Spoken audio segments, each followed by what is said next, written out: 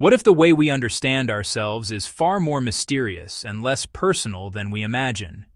What if the thoughts that arise in your mind, the words that slip off your tongue, the memories you forget, the people you fall in love with, the anger you feel, the career you choose, and even the mistakes you regret are not isolated, random acts of a free and independent self, but links in a long, invisible chain stretching far back before you were born? Because more than a century ago, Sigmund Freud, who was first trained as a neurologist before becoming the father of psychoanalysis, believed very strongly in what he called psychic determinism. The idea that nothing in the human mind happens by accident, that every dream, every slip of the tongue, every forgotten name, every symptom carries a cause, and that beneath the surface of conscious choice there are hidden forces quietly shaping our behavior. And when you hear this, you might feel a little resistance, because we like to believe we are free. We like to believe we choose what we choose, that we are authors of our story.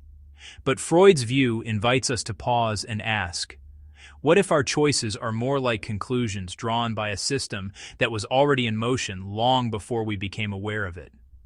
Determinism, in simple words, means that present events are the result of preceding events, that nothing appears out of nowhere, that every action has a cause, and every cause has a prior cause, like dominoes falling in a long line where each piece knocks the next one forward.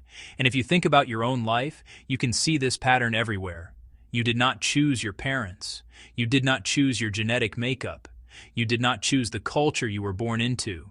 You did not choose the economic conditions, the political climate, the language you first learned, the early experiences that shaped your nervous system. And yet all of these factors quietly influenced how you think, how you react, what feels safe to you, what feels threatening, what feels meaningful, and even what feels possible. So when you later say, "I decided," how much of that decision was actually constructed by forces that preceded your awareness? The human life is unbelievably complex because we are constantly interacting with one another. Every conversation changing something inside us, every trauma leaving a mark, every compliment reinforcing a pattern, every cultural story shaping expectations. And when you consider that every person you meet is also the product of countless prior causes, you begin to see that existence itself is like a massive web of interactions, impossible to fully compute with our limited minds. And this is where the idea of Laplace's intellect enters the conversation, a thought experiment proposed by the mathematician Pierre-Simon Laplace, who imagined that if there were an intelligence vast enough to know the position and momentum of every particle in the universe at one moment, that intelligence could predict the entire future and reconstruct the entire past, because everything would follow necessarily from what came before, and whether or not such an intellect exists. The idea itself forces us to confront something unsettling and yet strangely liberating, which is that what we call free will might not be as independent as we think. And here is the paradox, because many people find the idea of determinism depressing, as if it strips life of meaning, as if it turns us into puppets in a mechanical universe. But for some of us, including perhaps yourself, it feels liberating, because if events were shaped by forces beyond our control, then the heavy burden of guilt begins to soften. The resentment we hold toward others loosens its grip, and instead of endlessly replaying past mistakes and blaming ourselves or others, we can begin to see that everything unfolded as it did, because conditions aligned in a certain way, not because we were uniquely evil or uniquely virtuous. And in this way, determinism can become a doorway to compassion rather than despair. There is a line often attributed to the philosopher Spinoza that says, "A man can do what he wills, but he cannot will what he wills." Meaning you can act according to your desires, but you did not choose the desires themselves, and when you sit quietly and examine your own experience, you might notice this is true, because you did not choose what you find attractive. You did not choose what scares you. You did not choose the personality traits that feel natural to you. And even when you try to change yourself, the very impulse to change arises from causes you did not consciously select. And so the more deeply you look, the more difficult it becomes to locate a completely independent self at the center of it all. Yet human beings are meaning-making creatures. We build stories about ourselves and our lives. We search for purpose. We construct identities. We create narratives that give coherence to our experiences. And this psychological need for meaning makes it very difficult to accept a purely biological or deterministic view of existence. Because if everything is determined, where does that leave our sense of responsibility, our sense of achievement, our sense of moral agency? And this is why many societies, especially individualistic ones, emphasize the concept of free will so strongly, because it reinforces personal accountability, ambition, and the belief that you can shape your destiny through effort alone. But there is another side to this story, because when societies place enormous emphasis on individual choice and personal responsibility, people can begin to internalize failure in ways that become psychologically damaging. Feeling excessive guilt for things that may have been shaped by circumstances beyond their control, experiencing anxiety about making the right choice, or falling into depression when life does not unfold according to their plans. And in contrast, collectivistic societies that emphasize destiny, cosmic order, or the influence of nature and larger forces sometimes provide a different psychological cushion, allowing individuals to interpret suffering not as personal failure, but as part of a larger unfolding. And while no system is perfect, it is fascinating to notice how different cultural lenses shape emotional experience. This brings us to the parable of the elephant and the 5 blind men, where each blind man touches a different part of the elephant and concludes that the whole must resemble the part he experiences. One thinking it is like a rope, another like a wall, another like a tree trunk, and they argue passionately about who is right, not realizing that each perspective is partial. And this story beautifully illustrates why different people and societies perceive reality differently. Because we are all touching different parts of a vast and complex existence, filtered through our unique histories, cultures, and biological wiring. And we mistake our limited perspective for the whole truth. When you consider this deeply, you begin to see that even the debate between free will and determinism may itself be shaped by the lenses through which we view reality. Because some people are wired to experience life as an arena of personal agency, while others experience it as a flowing process guided by forces beyond the individual. And perhaps both perspectives capture something real, yet incomplete, like different angles of the same mystery. If everything is determined, you might ask, where is this story going? Where does existence itself end? And the honest answer is that nobody knows. But many philosophical and spiritual traditions suggest that life moves in cycles rather than straight lines, like a pendulum swinging back and forth, like the rhythm of birth and death, chaos and calm, storm and rainbow, expansion and contraction. And when you observe nature, you see this everywhere. Seasons changing, tides rising and falling, civilizations emerging and collapsing, and even your own moods shifting throughout the day. And in this sense, human life, with its limited lifespan, is like a brief dream within a much larger pattern, a flicker in an immense cosmic movement that existed long before us and will continue long after we are gone.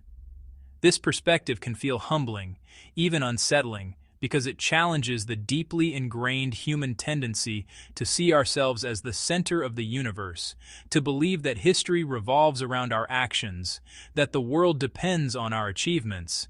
But perhaps it is the other way around. Perhaps life does not depend on us.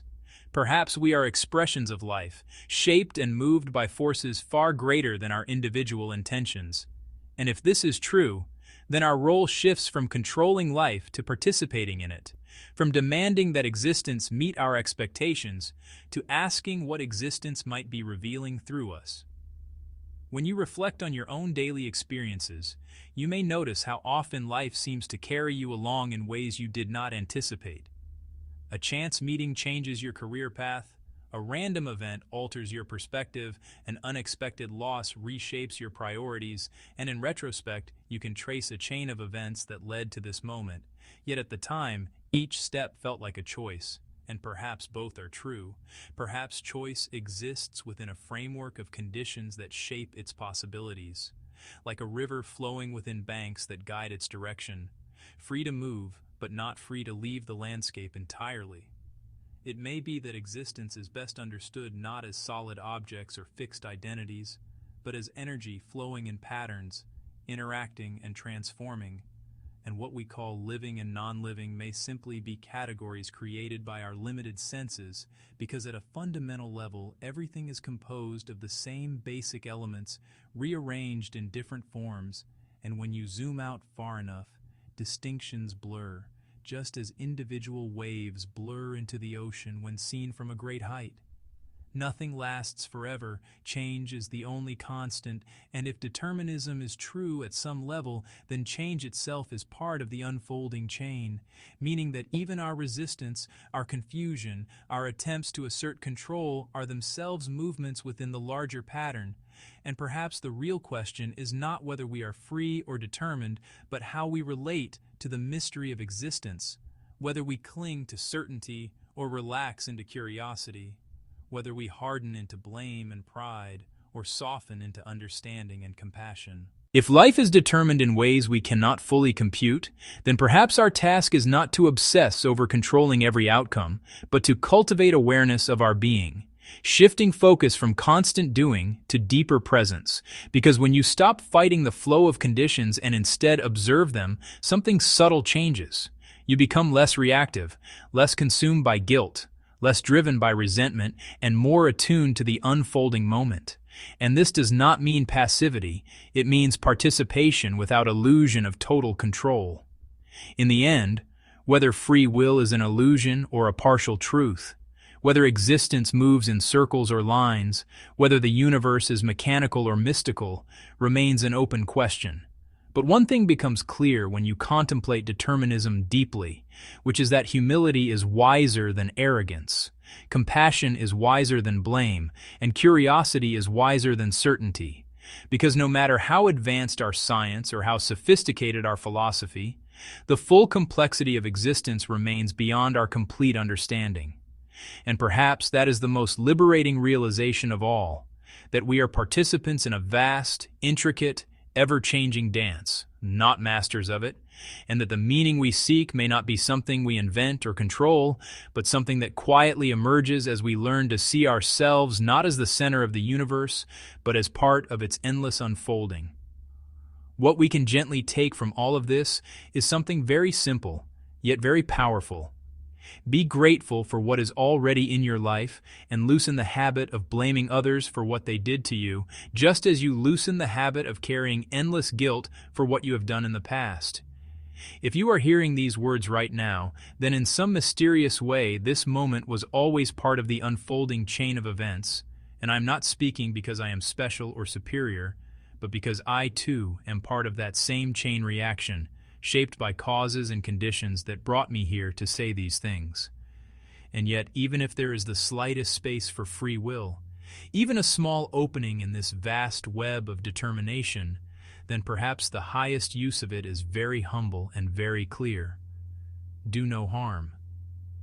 This echoes ancient traditions like Jainism and other wisdom teachings that place non-violence at the center of human conduct.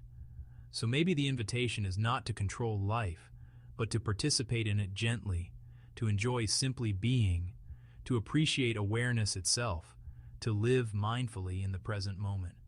And if something is meant to unfold, it will unfold in its own time, and all we can do is move with sincerity, with kindness, and with a quiet prayer that whatever happens serves the greater good. Thank you for watching. Please share with others and subscribe for more.